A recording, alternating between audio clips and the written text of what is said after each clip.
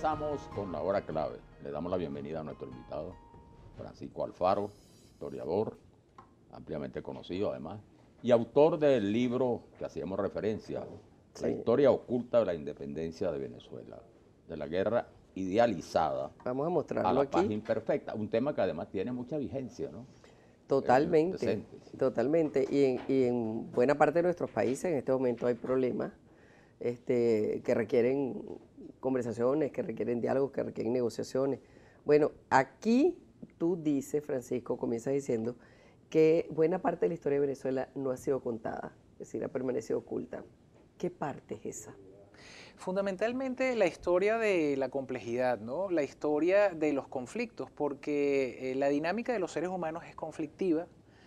Cada vez que un ser humano pues, interactúa con sus semejantes o con la naturaleza, se generan conflictos porque de alguna manera transitamos en medio de recursos limitados.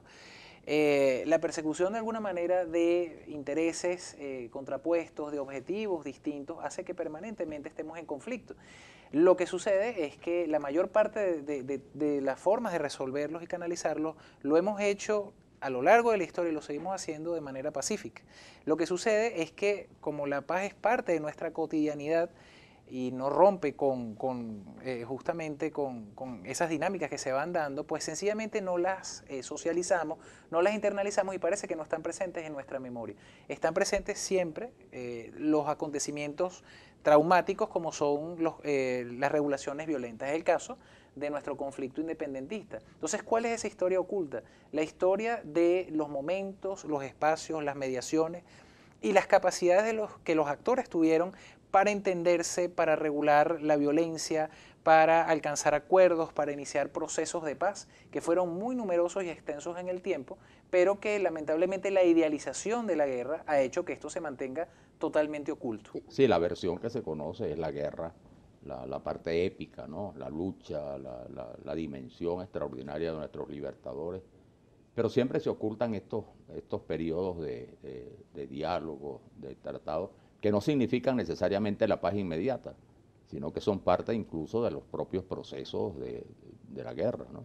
Absolutamente, tú lo comentabas al inicio del programa. Hasta en los momentos de mayor violencia de los conflictos políticos a lo largo de la historia ha habido dinámicas pacíficas, ha habido actores que han promovido justamente toda la posibilidad de entendernos, de canalizar pacíficamente diferencias. Lo que pasa es que sencillamente no lo tenemos socializado tal como deberíamos hacerlo, y además la historia, y ahí hay una de las patas de las cuales cogea la página de la historia, es que se escribe fundamentalmente de la excepción, se escribe sobre la violencia, pero mucho más complejo es entendernos en la diversidad, porque justamente los seres humanos somos diversos, somos complejos, y si hemos sido capaces de entendernos en medio de profundas diferencias, como fue justamente ese conflicto independentista, ¿cómo no vamos a poder entendernos en medio, por ejemplo, de sistemas democráticos? Así es. Mira, a través del Twitter empiezan a preguntar, Fran Suárez, ¿en qué medida la guerra de independencia fue una guerra civil? Bueno, evidentemente... Con la famosa tesis de Vallenilla Lanza, ¿no? Sí. Bueno, Vallenilla Lanza es el primero que utiliza justamente esa categoría, pero Víctor Hugo decía que todas las guerras son inciviles, o más bien son civiles porque todos los seres humanos son hermanos. Claro. Pero yo prefiero, en vez de utilizar el término de guerra civil, prefiero utilizar el de conflicto intraestatal. Porque los conflictos te permiten hablar justamente de la parte violenta del conflicto y de la parte pacífica, que interactúa permanentemente. E intraestatal porque ocurre en el medio de las fronteras. Yo creo que no hay nada más incivil que una guerra. Ahora, fíjate, también los historiadores muchas veces han sido responsables un poco de conformar esta mentalidad. Yo creo que tú has sido el primero realmente que ha abordado esta temática de esta forma, y algunos te lo reconocen, ¿no?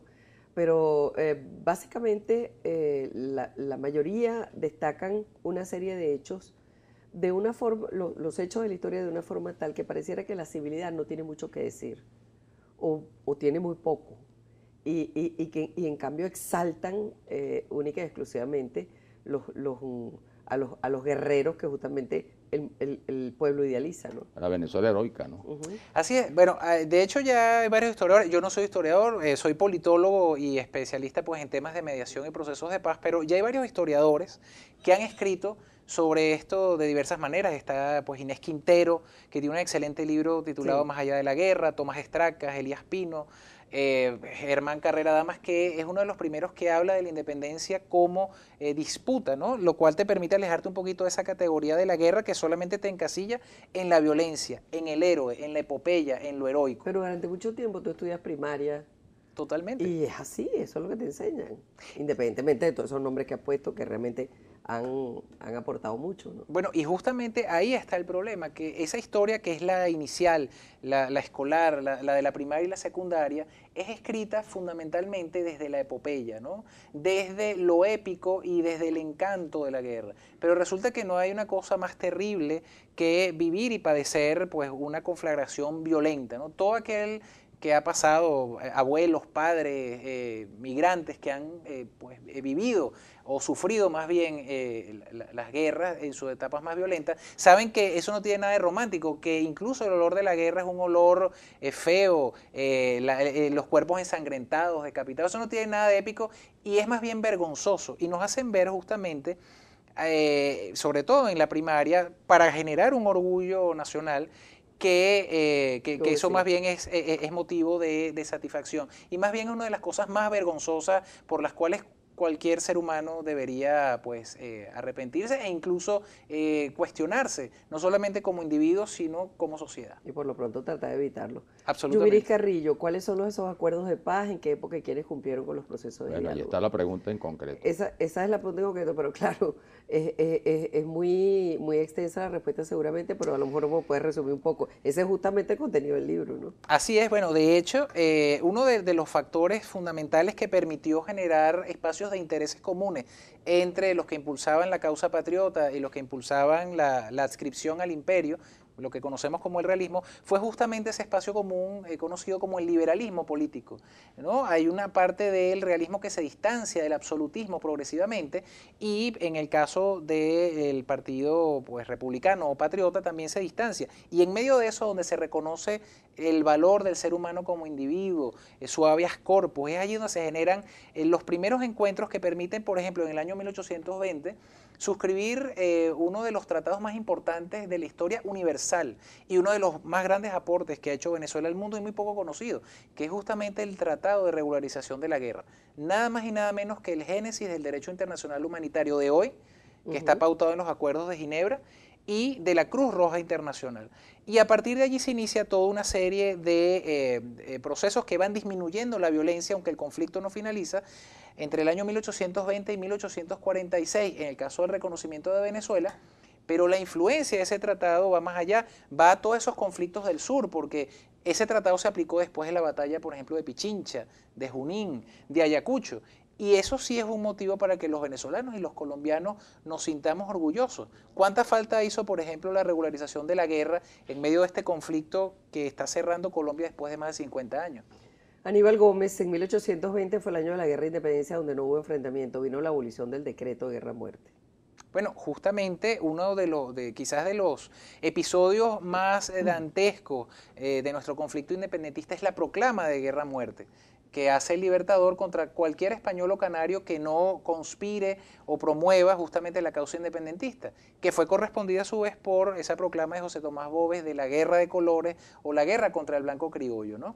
Entonces, fíjense que esto es muy interesante porque la proclama de guerra-muerte se vende justamente como una expresión del orgullo patrio, donde Bolívar pues tiene la voluntad y la decisión de promover esto, y sencillamente esto lo que hizo fue promover dentro del conflicto independentista nada más y nada menos que visos genocidas, ¿no? Porque se asesinaba por la forma de pensar o simplemente por el color de la piel o por el origen étnico. Igual lo hizo José Tomás Boves. ¿Qué nos permite también ver el libro de la historia oculta? Que en la independencia no había gente absolutamente buena o absolutamente mala. Ni Bolívar era un santo, ni José Tomás Boves era un diablo. Eran seres humanos. Eran seres humanos que potenciaban la violencia y potenciaban la paz. Lo hicieron, de hecho, de distintas maneras.